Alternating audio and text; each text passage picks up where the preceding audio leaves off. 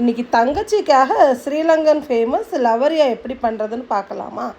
ஒரு மூடி தேங்காய் எடுத்துக்கிட்டு 2 பனவெல்லம் எடுத்துக்கிட்டு 4-5 ஏலக்காய் எடுத்துக்கிட்டு இந்த தேங்காவை துருவி ஒரு கிண்ணத்தில் போட்டுக்கிட்டு அந்த 4-5 ஏலக்காவை பவுடர் பண்ணி வச்சுருக்கேன். அதையும் இது கூட ஆட் பண்ணிவிட்டு அந்த பனவெல்லத்தை துருவி வச்சுருந்தேன், அதையும் இது கூட ஆட் பண்ணிவிட்டேன்.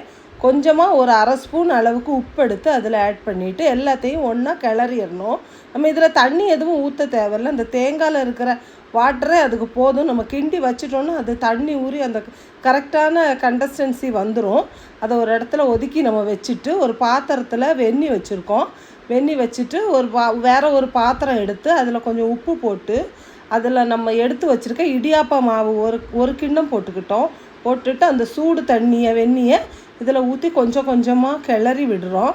கிளறி விட்டோடனே அந்த மாவு ஒரு கொழுக்கட்டை பதம் வந்துடும். இந்த கொழுக்கட்டை பதம் வந்த மாவை நம்ம இப்போது எடுத்து மூடி வச்சுட்டு இப்போ நம்ம இடியாப்ப குழல் எடுத்துக்கிறோம். இடியாப்ப குழல் எடுத்து அதில் அந்த மாவை வச்சுட்டு ஒரு இலை எடுத்துக்கிறோம், வாழை இலை. அந்த வாழை இலையில் கொஞ்சமாக நெய் போட்டு அதை தடவி வச்சுட்டு இந்த இடியாப்பத்தை புளிகிற மாதிரி அதை அழகாக புளிஞ்சிட்டு நம்ம அந்த ஏற்கனவே இந்த பூரணம் ரெடி பண்ணி வச்சுருக்கோம் இல்லையா, அந்த பூரணம் இப்போ ரெடியாக இருக்கும்.